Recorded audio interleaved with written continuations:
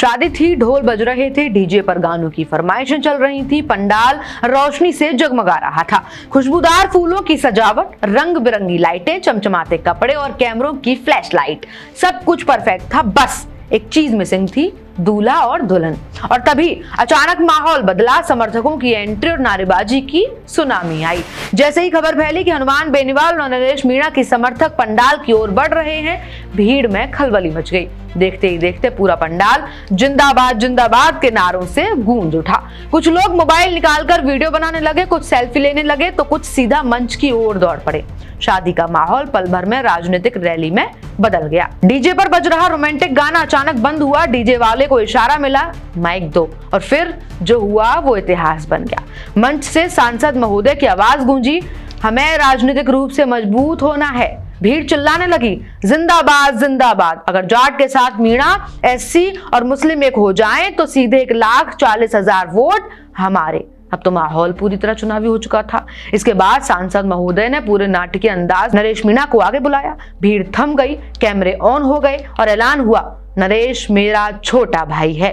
Doctor साहब की retirement की उम्र हो चुकी है। अब नरेश मीणा पूर्वी दक्षिणों राजस्थान के नए नेता बन रहे हैं। मतलब साफ है, आज सिर्फ शादी नहीं, भविष्य की राजनीति की नींव रखी जा रही थी। अब आते ही इस कहानी के सबसे मजेदार किरदार पर, फूफाजी शादी में हुक्का, गुटखा और ज्ञान तीनों साथ लेकर पहुंचे थे। मंडली से धीरे से बोले, पता है आज शादी में सांसद महोदय आ रहे हैं। मंडली शौक हो गई। फूफाजी मुस्कुराए, और वो भी आ रहे हैं जिन्होंने फला मौके पर फला अधिकारी को थप्पड़ मारा था। मंडली फिर चौंक गई। अब फूफाजी खुद को भी जोश में आ गए। हुक्का एक तरफ रखा और दोनों हाथ ऊपर उठाकर नारे लगाने लगे, नेताजी जिंदाबाद, नेताजी जिंदाबाद। इतिहास में पहली बार ऐसा हुआ जहां फूफाजी वीआईपी से वीवीआईपी कार्यकर्ता बन गए।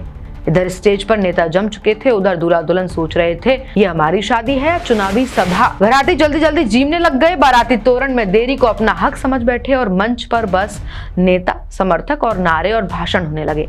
दूल्हा दुल्हन का अता पता नहीं, फोटोग्राफर परेशान, पंडित जी माथा पकड़कर बैठे और रिश्तेदार वीडियो बना बनाकर वायरल करने में व्यस्त। धीरे धीरे सबको एहसास हो गया, ये कोई आम शादी नहीं, ये तो राजनीतिक शक्ति प्रदर्शन का लाइव शो है, जहां फेरे कम नारे ज्यादा।